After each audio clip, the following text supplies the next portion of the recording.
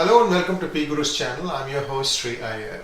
Today we are back talking to Dr. Sampath IPS. He's about to release his new book called Restless. We talked about this a little bit in our previous conversation with Dr. Sampath. Dr. Sampath, welcome to PGurus channel. Thank you, Sri. As I was mentioning in my previous conversation, in case you have not heard it, I'll repeat that again. Dr. Sampath has one PhD already in India, and he's working towards his second PhD now. And he lives in a city called Sunnyvale. This is in what is called a Silicon Valley, one of the cities in Silicon Valley. And he commutes from here. He studies in San Francisco. That's right. Yeah. And he's been here for a few years now.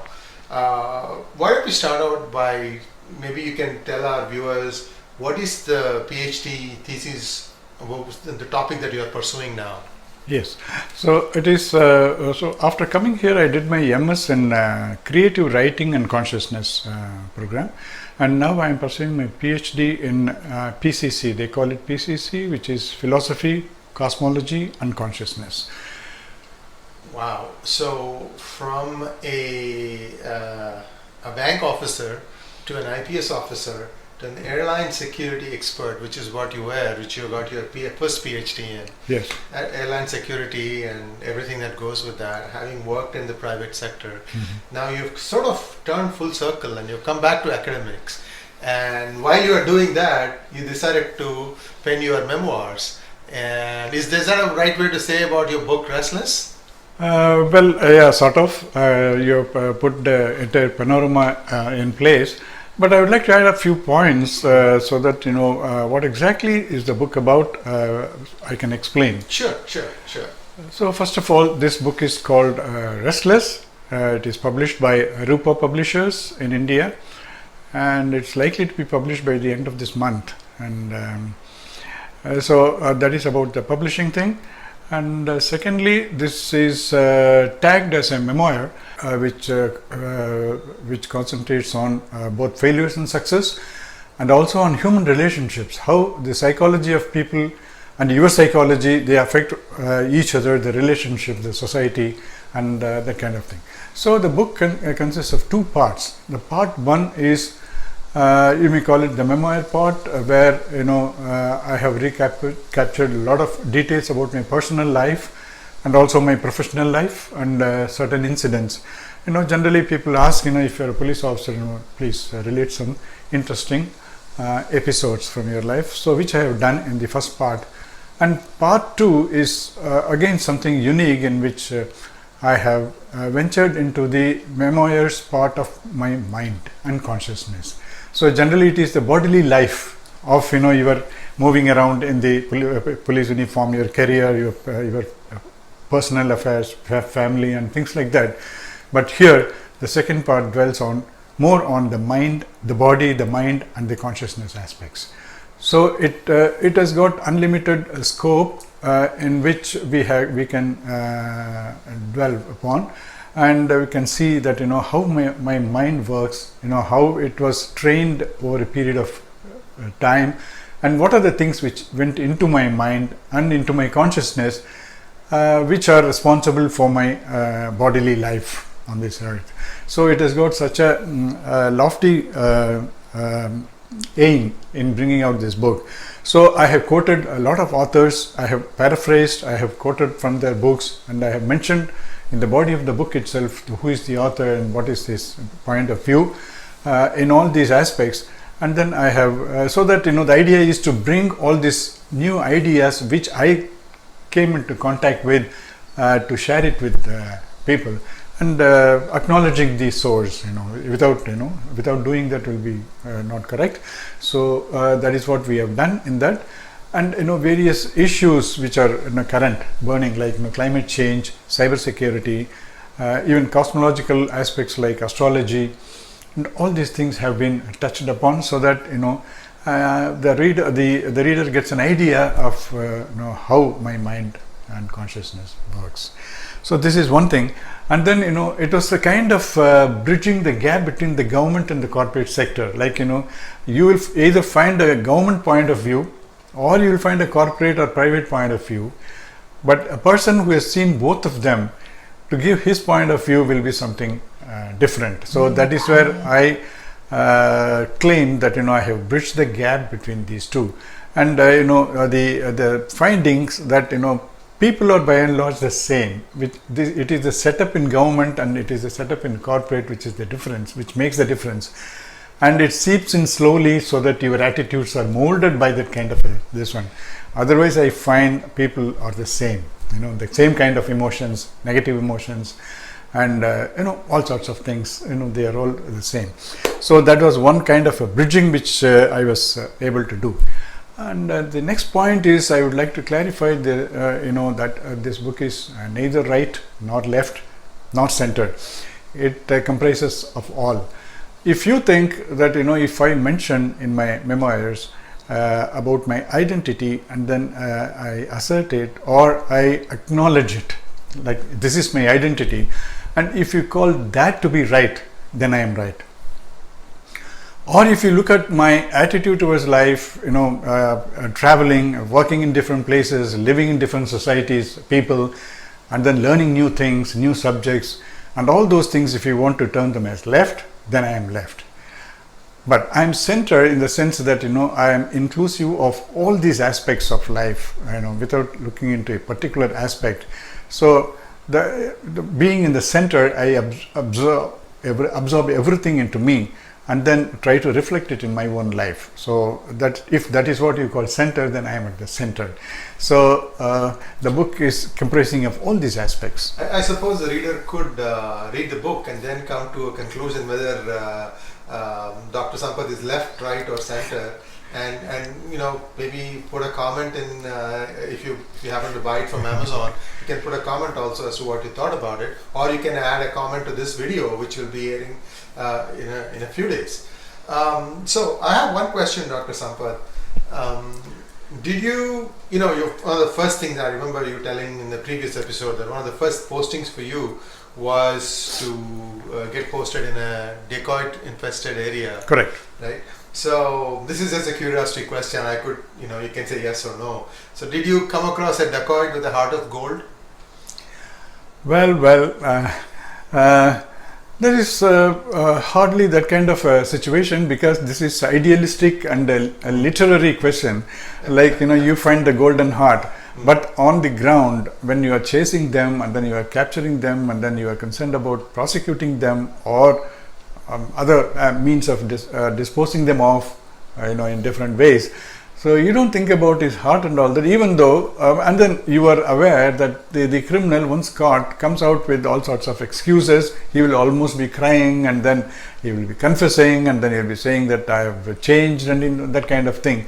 So, but a policeman, for how far he could afford to, take them seriously, you don't know, because he may be just trying to escape the impending penalty, or he may be just this one. So there is no time for you to decide whether he has got a golden heart. No, you don't have a big chat and invite him over, and then for a few days or months you move with him and then you find out.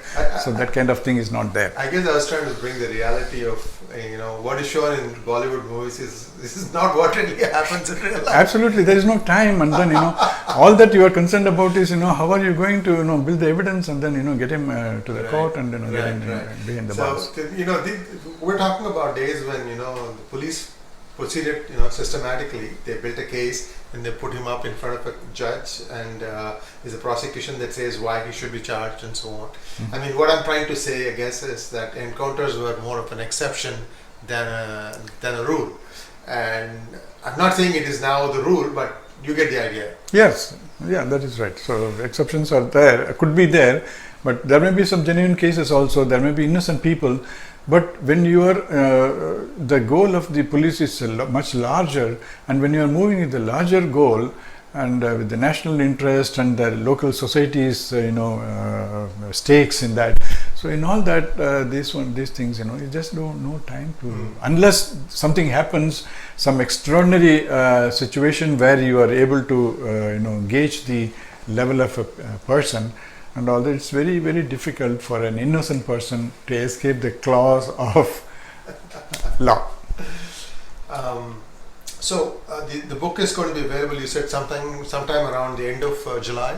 That's right. I mean, it's third or fourth week of July. That's what the publishers say, and I expect that to be, displayed in the bookshops all around the country, and also on Amazon India to start with, and then a little later on Amazon US. Yeah. And a couple of more things which I would like to make here is, the book can be a guide to youth as to what to aim for in life. Like, I have shown adequately that going after money or any other thing is not worth at the end. It is going after experiences which will be paying a rich dividend, because as a byproduct or corollary you get money or fame or all other things, but primarily it will be the experiences.